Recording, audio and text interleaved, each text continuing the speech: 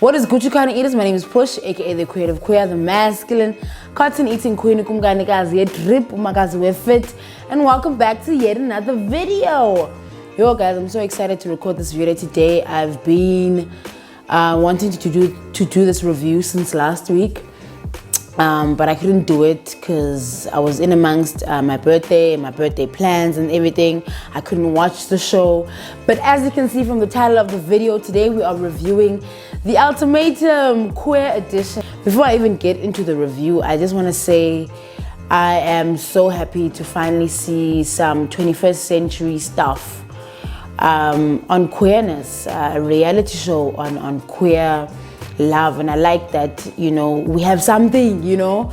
I've been excited since they announced that it's gonna come out in May, so I was waiting for it with bated breath, but I'm so excited with too. It's also been lovely seeing everybody like review it on Twitter, the conversations that people are having around it, and really I'm happy that as queer people, Nyani, we see each other, or we see ourselves in these relationships, and we do a point of view based on experience. And just a disclaimer again, I'm going to review this based on the clips that we were shown on the TV show. Obviously we don't know these people in real life, so take my comments with a pinch of salt, and obviously my comments are also based on my own experiences and what I inferred from the characters. Yeah man, I'm excited to review the show. Let's roll the bumper. Let's go.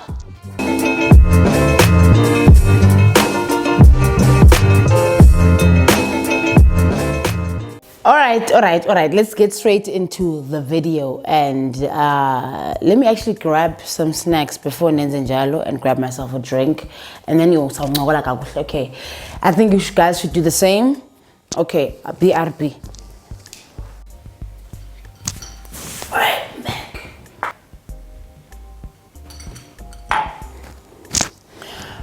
Alrighty. I was actually debating about how I should review the show because all of the episodes came out all at once. I was like, ooh, review episode by episode is not gonna work completely. So I think we should do it per couple. Alright, first up is Xander and Vanessa. First impressions when they walked in, I thought Xander was a nerd.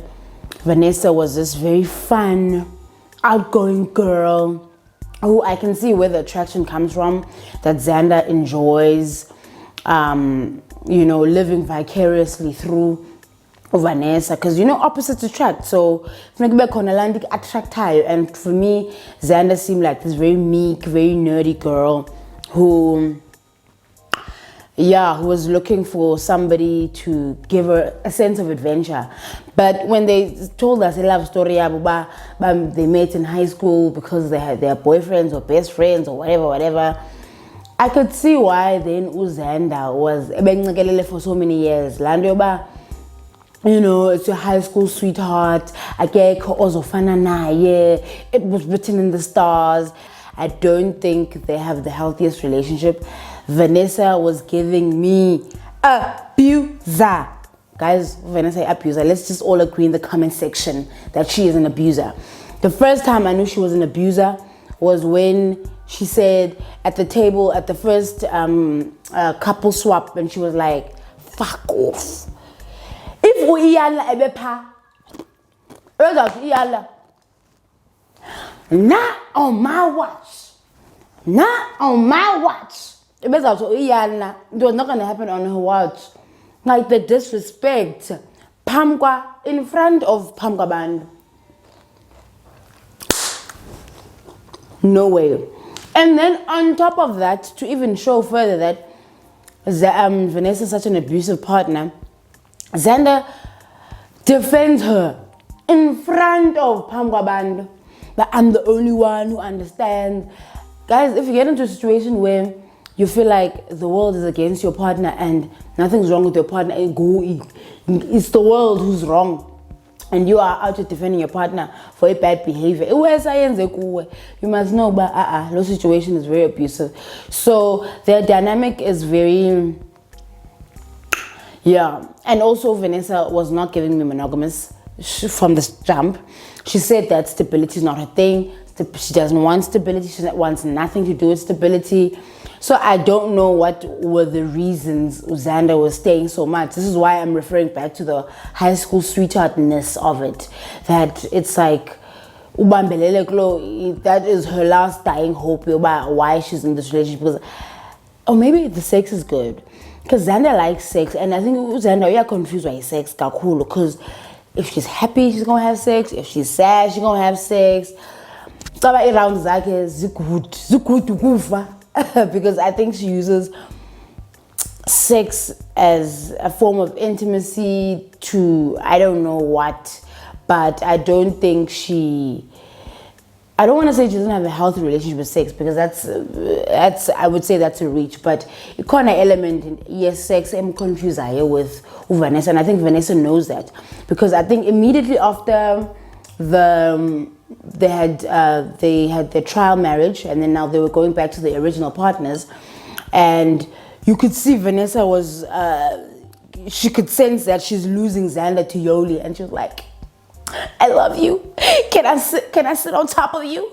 She knew that, hey, words are not working. Let me use physical touch. Let me kiss.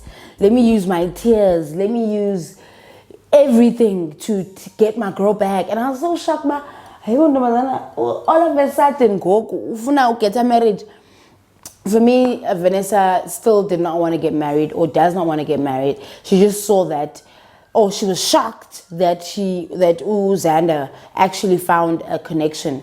Based on the utterances of Vanessa to Lexi, and she was on some, no, Xander said to me that she's asexual and she's never fallen in love with anybody else. I was like, asexual?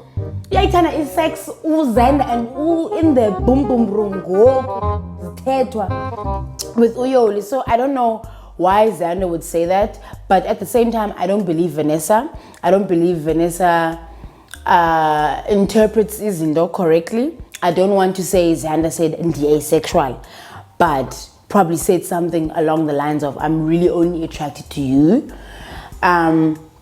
She's not asexual. And why I know Vanessa, we are because after the confrontation with Lexi at the table, she went back to Ray and she was like, they said I was bragging about having sex with you, blah, blah, blah, blah, blah, blah. So I was just like, Vanessa, no ways. She was the villain of the show, Shem. She's my number one villain of all of them. Yes, I was new villains, but Vanessa, I think, takes the cup as the most fake, inauthentic person who just is out for herself. She doesn't give a fuck about anyone else. She wants her cake and eat it too. She wants Xander, but doesn't want Xander to be with somebody else.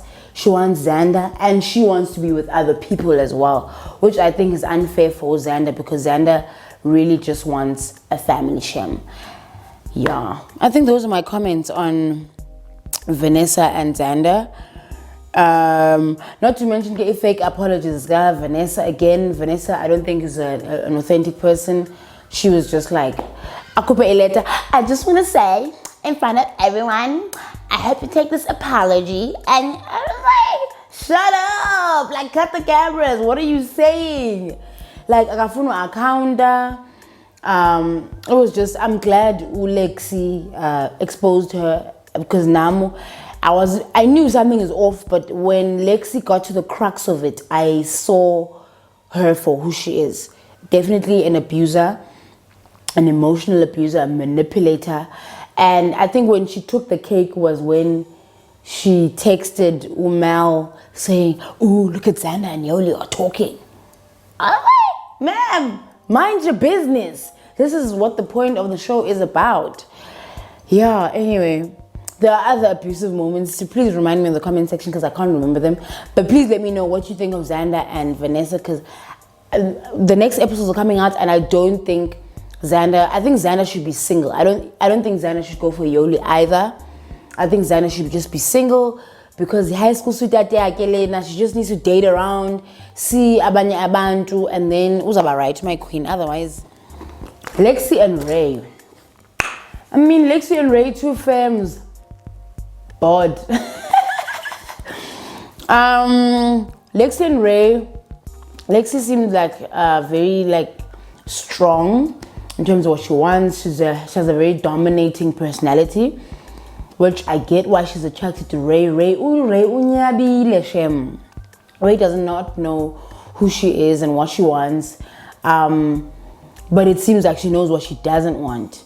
But it's also a very dangerous place to be with someone and still don't know what you want and who you are as a person. I think I saw this very pivotally when Lexi and Ray were at the beach. This was now after the child marriages and stuff. And she was like, I don't know who I am. I don't know what I know half the time. And I also kind of empathize with it. I also have been through a period where I just didn't know who I was.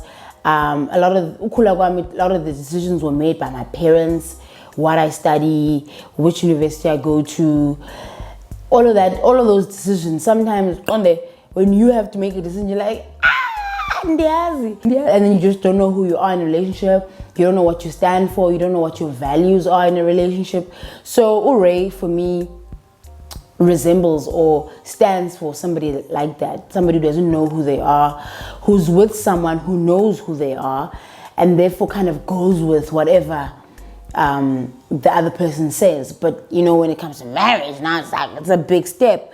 So I can see why their relationship kind of worked. But there was nothing to write home about. Do I think they should get married? I don't know, man. I think Ray needs to kind of step out on her own and find her own voice, and figure out who she is and what she wants outside of Lexi. I know Lexi is very determined. And for in the ultimatum, I don't understand what her deal is, but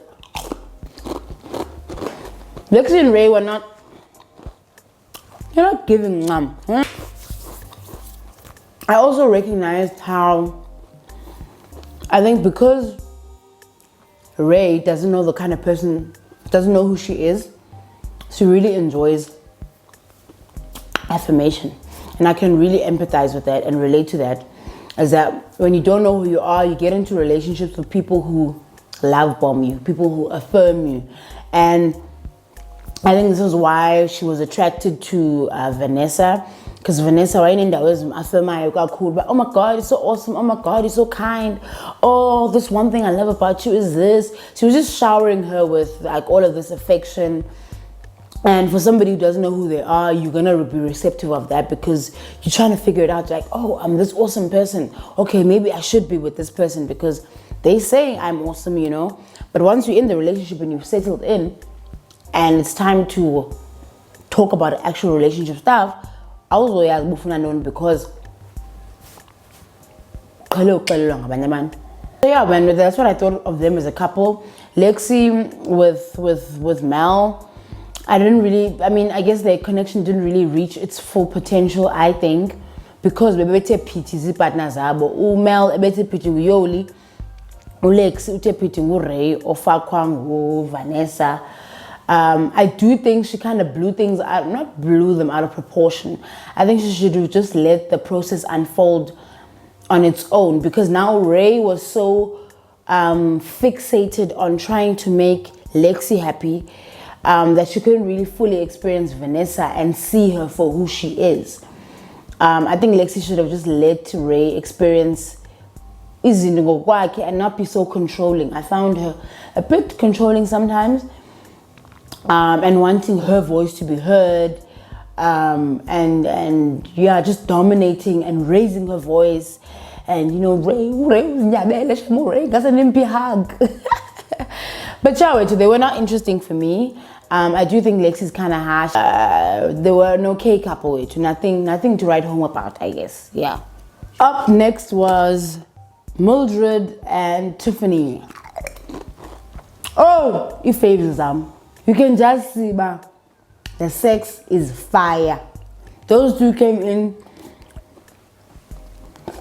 talking about sex a lot, about how their relationship is good, but they suck at communication because, you know, they don't talk about things, they sex them out, and that can be dangerous, I think, long term, because a lot of things can get swept under the carpet.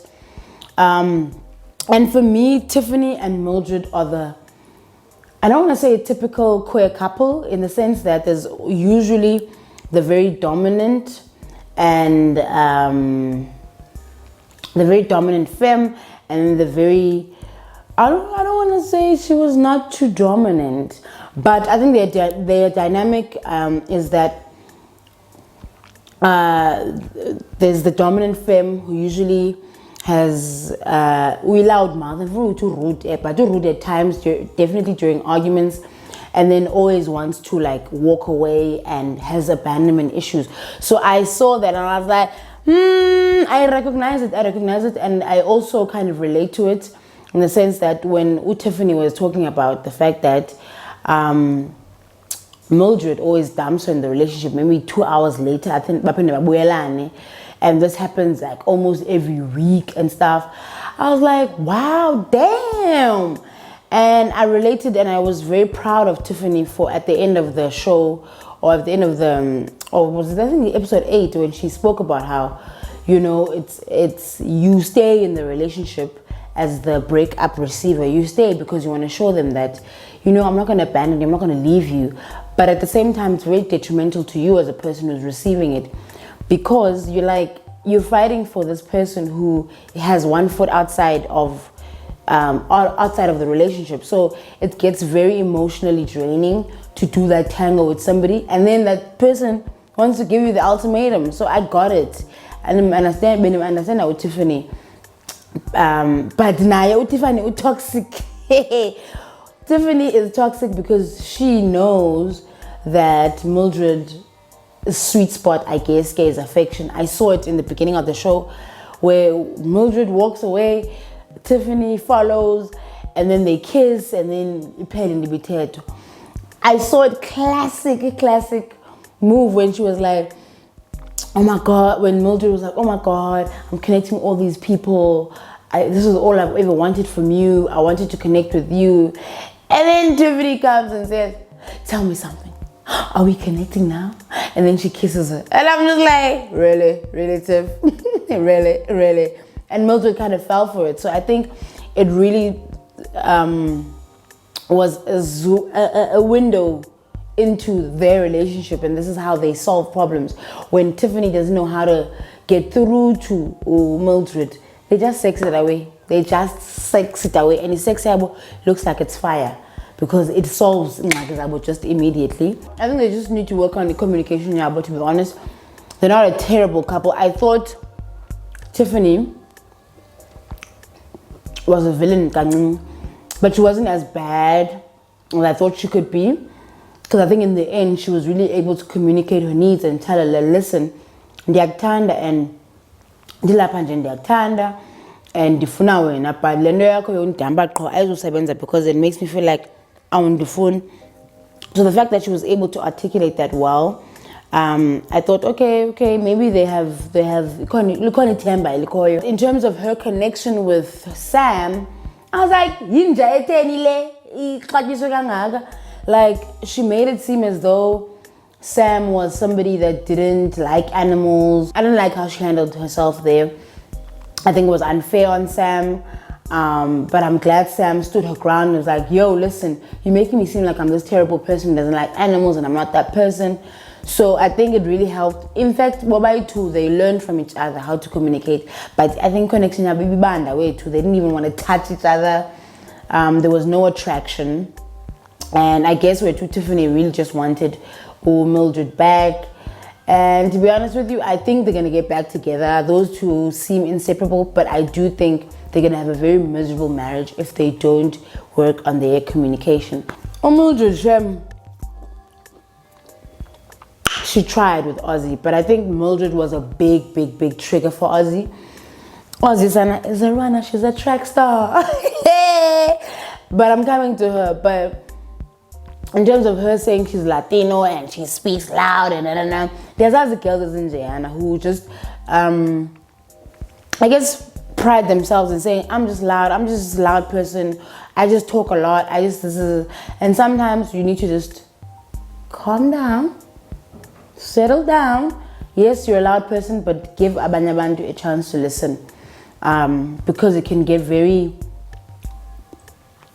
You can take up a lot of space if we are in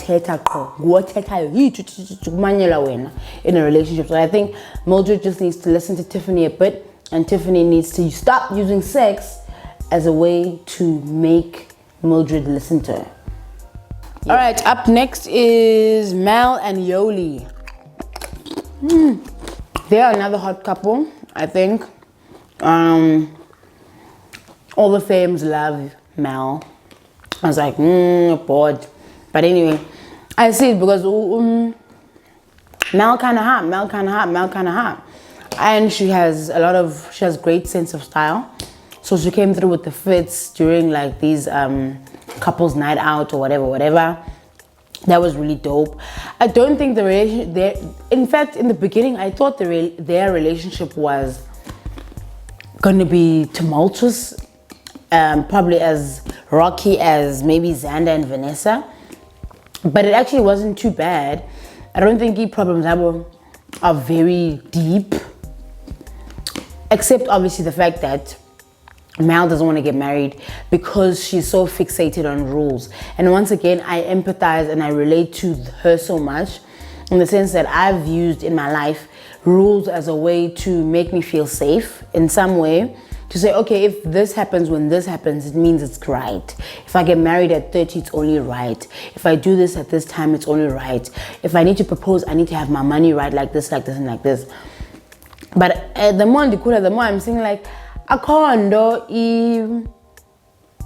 guarantee it. Like, you don't have to do things a certain way. You don't have to have it all figured out in order to be married or in order to propose. You can really build your life with your partner, and you don't have to have all of these milestones all figured out. You can build together, which is something I think Mel needed to figure out within the show. I don't really think Mel and Lexi again gave their connection a chance, because Lexi ebete pitting Ray, and then Mel ebete pitting Yoli fall in love no Xander. So excuse me, I don't really think they gave their connection a chance. But Yoli Shem, she loves hard, my queen. Oh, her heart is on her sleeves. She falls in love. And that's what Mel came into the show saying. But I know my girl, she falls in love with everybody, and I want to know why I'm special. So I get her concerns and stuff, but it's like, was your question answered at the end? Because she ends up proposing, and I wonder if Yoli is going to accept the proposal, because it's like, okay, your partner falls in love, but are you proposing now because you're seeing that you can lose your partner? Or do you feel that you are special? Are your questions answered? Because I think maybe the questions around her finances and the rules, she was able to oversee that or overlook or change her mind about that. Well, Yoli did exactly what you said she was going to do, and she fell in love with somebody else. So why are you proposing to her now? Wasn't that the reason why you didn't want to marry her, because she falls in love? So I don't know, her intentions are to me seem very dicey, but I really think Mel is very mature. I liked how she was able to articulate herself, her feelings, how she was able to move between the dynamic of Xander, and like she confronts situations. She's a great communicator. She's able to like listen to you and let you have your moment. And you know, she seems mature. She seems like she goes to therapy, and she has a good head on her shoulders. This is why I don't completely think that she's a terrible person, and that Yoli shouldn't fall in love with Xander. I'm here for 3 weeks. She's only known Xander for 3 weeks. Like, come on, you can't throw away something that you've had for 3 years, you know? I'm not to say that time is a factor in this, but like, I don't think their connection with Xander, Yoli's connection with Xander, has seen enough trials and tribulations, hasn't been tested enough for it to say it can go to marriage, you know. In terms of Yoli, I mean, Shem, we love a girl, my queen, once again, I can't be she did what she does best and she came to fall in love, and that's exactly what she did. So I'm very interested to see what she's gonna do. I hope now she stays with Mel. I don't think she should go with Xander. That's just my opinion and I'm sticking to it. If you think anything, please tell me in the comment section. Who do you think Xander should go for? I mean, Yoli should go for. I vote Mel. Alright, the last couple is Aussie and Sam. Hi, who Aussie? Who Aussie? Damn, what an avoidant, hey? And I don't want to be hard, and I know everyone on Twitter was very hard on Aussie Shem, but I empathize and I relate to her so much. I regard myself as a healing avoidant. So I could see parts of myself in Aussie in terms of like running away. And it was like such a pivotal moment, I guess, for her when she was in the parking lot and she was saying, you know, she's always been trying to be the perfect child, the perfect daughter. She's always been blamed for things that she didn't do, and it wasn't her. And she's always feeling like she has to defend herself. And it makes sense how she now shows up in a relationship feeling like she has to defend herself. Like, it's so wild. There was that scene where Mildred was sitting in the lounge and she had just come back from dinner with her friends. And Mildred literally was just asking a simple question. She was like, I spoke to Sam and we talked about this and she told me this. Next thing, Aussie, she's a runner, she's a track star. Hi, I was shocked. Like, her issues ran very deep and I'm like just shocked. But it's like, damn, man, you're kind of old, man. You can't be running away from conflict so much. And the situations in which she was running, it was not even like confrontation. But as soon as she's just being asked about anything that has to do with her feelings or herself, she's a runner, she's a track star. She runs. And I'm glad Sam was able to recognize that at the end of the show, that, you know what, I've been enabling this behavior. I've been coddling this person for so long. And right now, you know, I have to choose myself. And I hope Sam chooses herself. And I don't want to be too hard on Aussie Shem.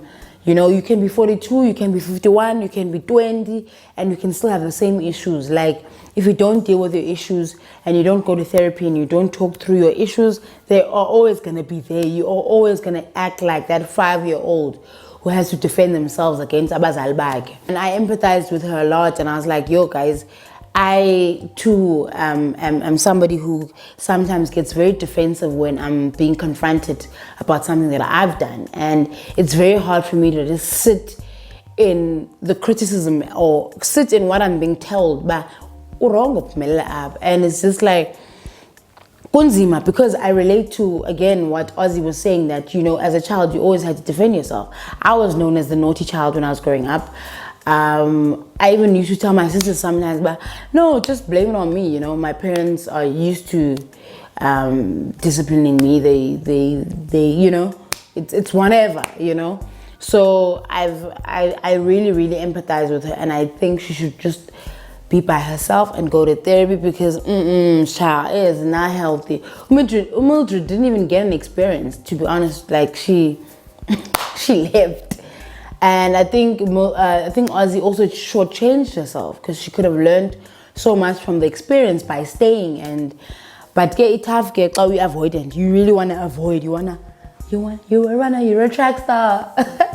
So man, it was very unfortunate how it ended for Mildred and Aussie. But I think Sam Shem, she's the sweetest. She was a sweetheart of the show. I'm glad she learned how to speak up for herself and was like, I'm not taking this bullshit from Aussie. And I hope she doesn't propose or doesn't accept the proposal. Like, I hope she's like, nah. And just lets Aussie deal with her issues, because it is too much. In terms of Sam and Tiff, the connection, like I said, they didn't hold hands, they didn't do anything. Yeah, man, those are the couples. I'm excited. I'm excited for next week. I'm excited to find out what the couples are going to do for their reunion. The couples that I'm rooting to stay together is Yoli and Mal. The rest should work on their relationship, to be honest with you, because yeah, Vanessa and Xander abusive, Lexi and Ray mildly abusive. I don't want to say abusive, but this Ray needs to stand up for herself. Mildred and Tiff, they've got a lot of work. Maybe they can stay together, but they have work to do. Mel and Yoli together.